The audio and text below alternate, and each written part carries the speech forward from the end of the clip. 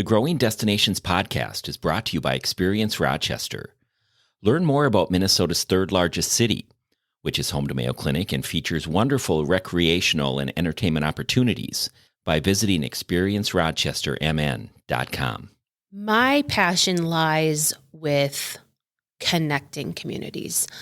I truly believe that a family, a community, an individual feels more connected to their place by how much they know about that place. Welcome to the Growing Destinations podcast, where we take a deep dive into destination development and focus on a wide range of topics, from tourism and entertainment to economic development and entrepreneurism, and much more. I'm your host, Bill Von Bank. Rochester, Minnesota native Becky Montpetit is an entrepreneur and the visionary behind Rochester Local, Lacrosse Local, and Twin Cities Mom, platforms dedicated to building connections, celebrating local culture, and empowering families and communities. In today's episode, I sit down with Becky to explore her remarkable journey as a multi-market entrepreneur. We'll discuss her ambitions, the challenges she's faced, and the opportunities she's embraced along the way. Whether you're an entrepreneur, a community builder, or simply someone who enjoys stories about fostering meaningful connections, this conversation is sure to inspire. Becky Montpetit, welcome to the Growing Destinations podcast. Hi, Bill. I'm so happy to be here. Finally, I've been wanting to get you on the podcast, so here we are. Here we are. It's finally happening. Here we are. I admire your work. Thank you. And the growth. I've seen it. I've seen growth in real time with Rochester Local and then Lacrosse and Minneapolis. Yes. Take us on your entrepreneurial journey. Well, I have to take us back in time to Collider, when we sat up in Collider. In Rochester. What's above Collider? Collider is a hub for entrepreneurial efforts and people with creative vision. Amanda Leitner and her team over at Collider are incredible at fostering connections and resources for entrepreneurs in Rochester. So big shout out to Collider and Amanda and her team. But Collider at the time was above Blue Duck. And that's when I first restaurant, beautiful restaurant. And I think it was 2016, 2017. Really, the site got started when I became a parent. Rochester Local got started when I became a parent. It became clear to me that the way that I was used to knowing the city in terms of what to do and where to go as a person without children was not matching the information that I had as a person with kids. I didn't know. I felt like I didn't know where I was in my own hometown. So interesting. And I hated that. And I would complain about that. And my husband said to me finally one day, he's like, either you have to do something about it or you have to stop talking about it.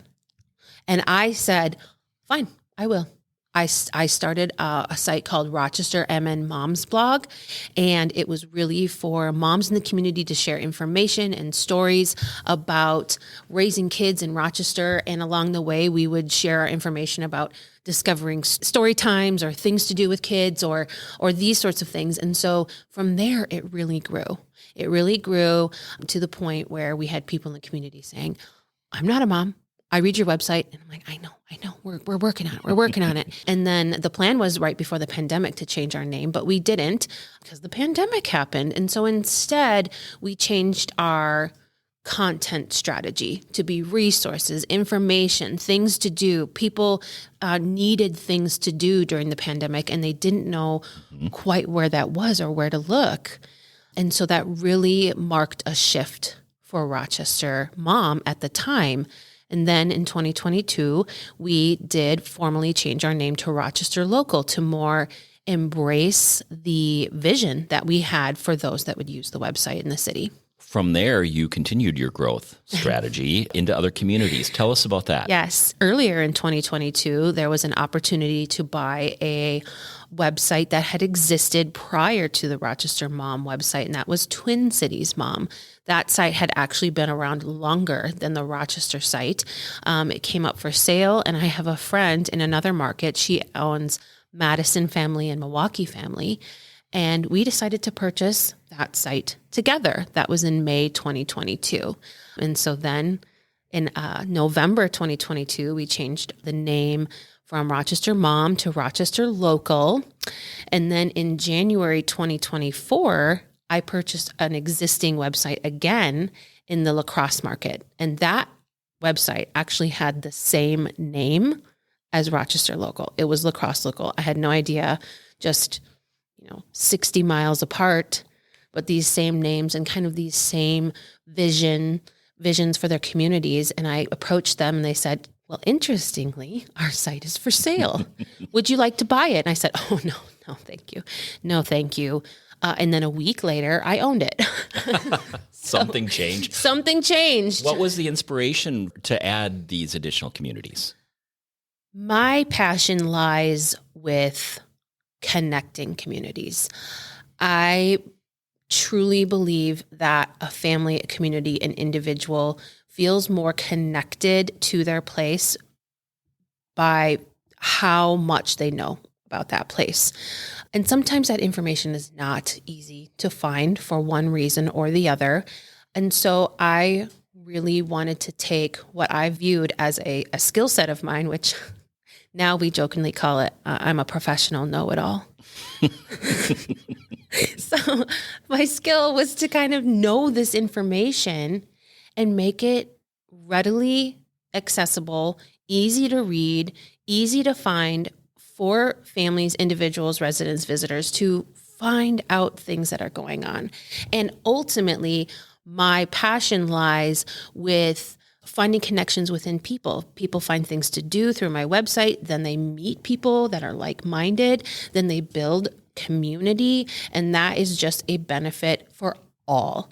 Strong communities is truly the heartbeat of what I do. If I go to Rochester Local today, what will I find? Our website has several different ways to utilize it. The first is our events calendar. We have an events calendar on our website. It's full of things to do for families, individuals, young people, empty nestered, retired, whatever. We're going to be adding events to our calendar that really cater to those who live in the city and who visit the city. That's one of our main ways to communicate with the city. Another way is through our guides, our information, our resources. We want to put out things that people might be thinking about. It just got cold. Well, what do people want to do when they're cold? Well, they want to go ice skating, maybe not today. They want to go sledding. They want to do something that's outside. They want to do the winter activities. So we'll collate all of that information together in a really easy to read guide that is accurate and it is timely. And that is a huge feature of our website. And another thing is we have sponsored resource guides on a certain topic. Upcoming is our guide to summer camps. So it's going to be time to sign up for summer camps very soon, believe it or not. And we're going to have all of the summer camps in the area in one guide that's super easy for parents to use. They want to click, they want to register, they want to find out more information. Great. And that's also how we work with businesses and organizations. They will purchase an advertising listing in some of these resource guides. Each of your ventures caters to distinct regions. You have Rochester, you have the Minneapolis-St. Paul area, you also have La Crosse. How do you ensure each brand remains authentic and relevant to its audience? Great question. The secret sauce, so to speak, is finding someone local who shares that passion.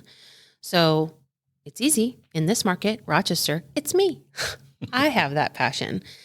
But when I was expanding or thinking about expanding into other markets, it's inauthentic if someone from another market is that person to express the passion for that city. I can share a love of La Crosse, but I don't live there. I am not from there. But finding someone who is from there, who shares that passion for building strong community and wants to join you in your vision is the key to unlocking an engaged and interested community. What unique challenges have you faced specifically as you've grown your business? Yeah, this is non-traditional media. My websites are non-traditional media in a sense that they offer advertising, but it's not in the traditional sense. It's not TV, it's not radio, it's not print, but the opportunity is there. And I think one of the biggest challenges has really been expressing and really proving that these resources, these websites, are a very valuable place to put your brand's messaging. That has often taken a lot of education, a lot of patience, a lot of consistency, a lot of repeat meetings and phone calls to explain how this is a marketing opportunity. So that truly is one of the biggest challenges. Have you conquered it to some extent? Yes, Good. I would say that, yes, I have conquered it. There are many businesses and organizations that I have worked with for many years, and they believe in the vision. They believe in what we're trying to do with these websites. And there are some people who, frankly, they just don't see it. And you know what? That's okay. It's truly okay, because this website doesn't need to be the be all end all fix it for modern advertising. It's not that. It's just another non-traditional option. And if that doesn't fit the pace or the style or the tone of what an organization is looking for, that's okay. That's okay. How do you identify the resources and topics that resonate most with your audience in each location? Conversations, communication, checking in on what else is going on online, staying up to date on everything that's going on in town. There are other Facebook groups and communities that people will say, hey, I really need X, or can somebody tell me about Y? And my favorite thing to do is go to my website and copy and paste a post that we have already created for what they're looking for. But if I don't have something, well, then file it away to create a resource, because someone is looking for that. And if one person is, that usually means another person is too. How do you stay innovative? I'll be honest, I don't mind change. I think change is exhilarating. I think it's fun. I think it keeps me on my toes. This sort of sector, you have to stay on top of it or you are already irrelevant. You need to know the latest and the greatest. You need to know what the trends are. You need to know the latest tools. And I think it's my passion and my desire to really strive for excellence that keeps me motivated to stay innovative. I love trying new things. I love seeing what really resonates or really hits with the community. So what I would really say is that my hobby, people say, what are your hobbies? Well, my hobbies are ensuring that I, again, am a professional know-it-all related to everything that's going on out there. How do you measure the success of your business beyond just financial metrics? Anytime I am in the community and I meet someone and the conversation turns inevitably to, what do you do? And I say, well, I own a series of resource and lifestyle websites in these markets. And they, well, what do you own in Rochester? Oh, I own Rochester Local. And if they've heard of it, there is some story. They have found something to do for their family. They have shared a resource with someone who needed it. They had out-of-town family coming to the Mayo Clinic for treatment, and they've used the website. Those stories carry me. They truly do. They carry me through challenges and struggles. I keep all of those stories kind of collated. I'll write them down in a little note in my phone. If it's an email, I have a little starred folder. That is, for me, a measure of success. Those anecdotal stories that I hear from people who have found true value in the websites. Through my research, I've found that you're a self-described Harry Potter lover. How have your interests and passions influenced your work? I am a dreamer. I am a visionary, I guess. I oftentimes will associate movie storylines or book storylines with real life. I'm like, well, if it can happen in a book, why can't it happen in real life? And I just equate them. They're equal. These grand storylines. I'm like, why can't we have that? So I think that lends a lot of whimsy. It adds a lot of fun to what I'm doing, because truly that's what I want. I want what I'm doing to match these really wonderful, outrageous storylines. And I do love a Harry Potter. I'm reading it to my kids right now. Very cool. Yeah. What does a typical day look like to you, or do you even have typical days? Well, I have desk days, and then I have community days. Desk days are just going to be sitting down at my home office. I don't share, but my husband and I both have our own home offices. His is upstairs, mine is downstairs, and we sit down once the kids are to school, and I'll go through my emails. I'll make sure the sites are properly functioning. I'll update plugins. I'll ensure that any team members have their questions answered. I will plan out the editorial calendar. I will confirm appointments. I will schedule podcast guests. I will think about our next resource guide, and that's a desk day. A community day is when I'm out doing something like this, having a podcast episode recorded, having a meeting with a new client, having a continuing meeting with a long-term client. One of my favorite things to do is get content. I love it. Just going out into the community and saying to a business, hey, we're doing a new resource and we're featuring you. Can I get a photo? Not once has anyone ever said, no, thank you. And that just gives me an opportunity to meet people and to get to know people and to make sure that I know what's going on. So days can look totally different. Then there are the days that just blow my mind, like the days when you are hired to go to Vikings training camp, and get content for Vikings training camp. That kind of stuff just is real pinch me moments. Is this what I do? Yes, it is indeed what you do. You mentioned podcast. Tell us more about your podcast. I have the Rochester Local Podcast, super innovative name. What we do is we feature people who live in Rochester. They could live here for 6 months. They could live here for 6 weeks. They could be here for 60 years. It doesn't matter. I want to get a broad view of people who live in Rochester. And we took it kind of a step further. A lot of conversation revolves around, what do you do? What is it that you do? And we talk about that on the podcast, but I am 10 times more interested in learning about how people live. How do you live in the city? So again, we'll talk a little bit about what they do, if they have a career, what that looks like, what brought them there.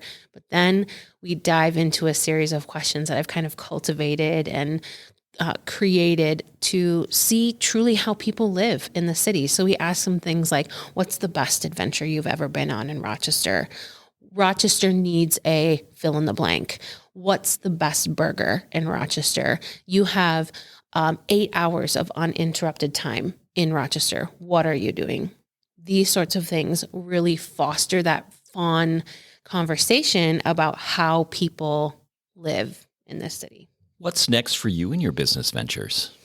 I tend to shy away from things like 5 and 10-year plans.